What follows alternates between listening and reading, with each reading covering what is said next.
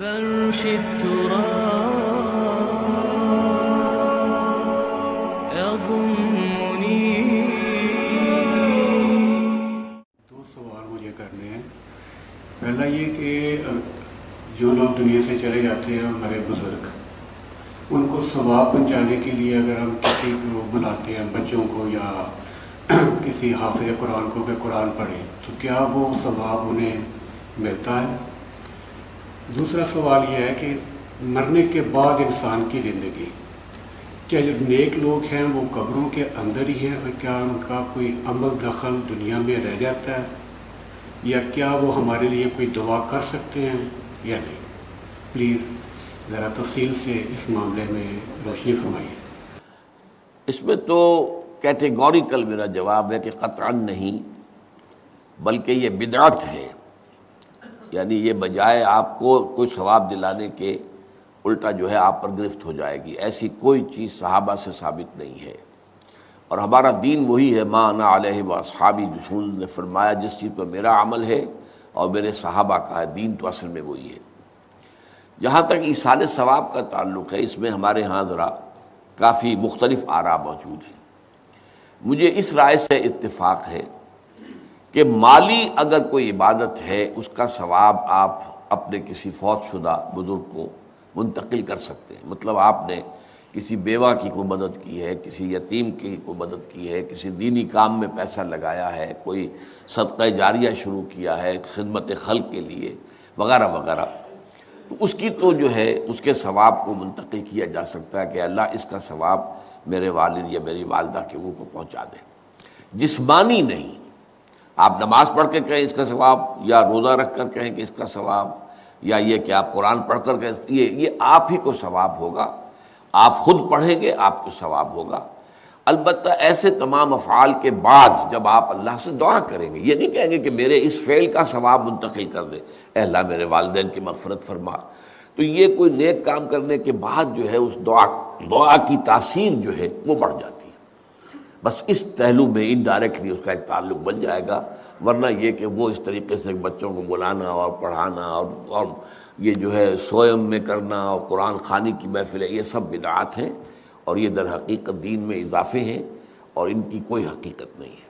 دیکھیے، انسانی زندگی کے یہ 3 دور ہیں.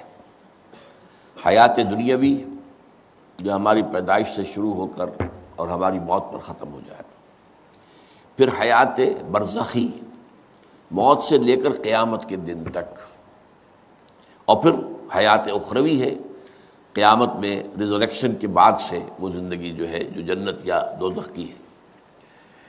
اس میں ان دونوں زندگیوں کے بارے میں تفصیل سے کوئی بات کرنا بالکل غلط ہے، اور اس سے فتنے پیدا ہوتے ہیں.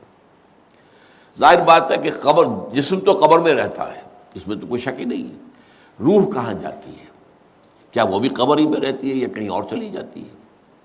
قرآن مجید میں سجین اور اعلیٰ علیین کا ذکر موجود ہے، لیکن یہ تمام چیزیں متشابہات میں سے ہیں. یہ تمام چیزیں قرآن مجید میں سورہ آل عمران کے شروع میں بیان کیا گیا ہے کہ ہم نے یہ کتاب اتاری ہے، اس میں کچھ آیات محکمات ہیں، کچھ متشابہات ہیں.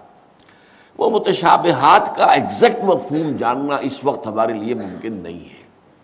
یہ تو جب اس عالم میں ہم پہنچیں گے تو معلوم ہوگا کہ ہاں یہ بات تھی کہ جو قرآن مجید میں اس طور سے کہی گئی تھی.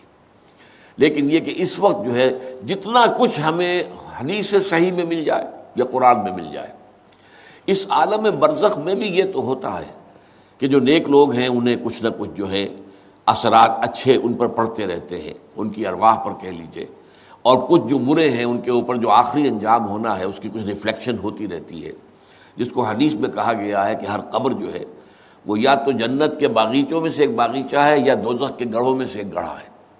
یا کہیں کہہ دیا جاتا ہے کہ کھڑکی کھول دی جاتی ہے اس میں، یا جنت کی طرف سے ٹھنڈی ہوائیں آئیں، خوشبوئیں آئیں، اور یا دوزخ کی طرف سے کہ آگ کی لپٹ آئے. دوزخ میں داخل ہوں گے قیامت کے بعد ہی، اور جنت میں داخل ہوں گے قیامت کے بعد ہی، لیکن اس کے کچھ آثار پڑنے شروع ہو جاتے ہیں. وہ جس کو انگریزی میں آپ کہتے ہیں coming events cast their shadows before. بعد میں آنے والے واقعات جو ہیں ان کے کچھ سائے جو ہیں پہلے سے آنے شروع ہو جاتے ہیں. تو اسی طرح سمجھیے کہ جو کچھ آخرت میں کسی انسان کے ساتھ ہونا ہے اس کا ایک عکس جو ہے وہ عالم برزخ میں شروع ہو جاتا ہے۔ اسی لیے قرآن مجید میں یہ بھی آیا ہے کہ یہ جو آل فرعون تھے یہ صبح و شام جہنم پر پیش کیے جاتے ہیں، اور قیامت کے دن پھر کہہ دیا جائے گا ادخلوا آل فرعون النار، ان کو داخل کر دو آگ کے اندر۔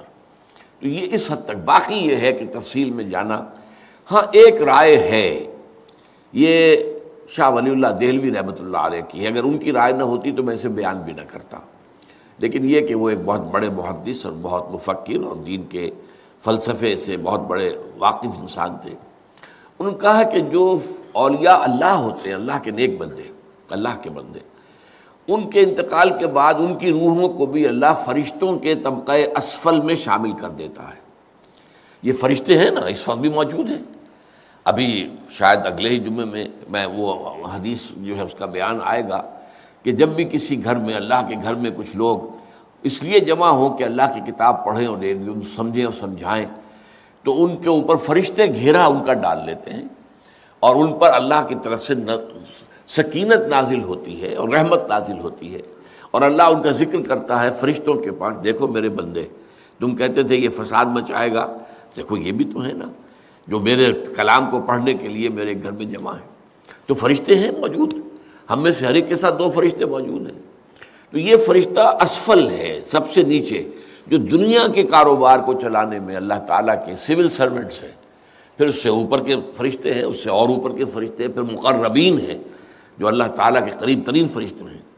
لیکن یہ کہ ملائکہ کے طبقہ اسفل میں شامل کر لیتے ہیں تاکہ جو کام اللہ تعالیٰ ملائکہ سے لیتا ہے وہ ان سے بھی لینے شروع کر دیتا ہے۔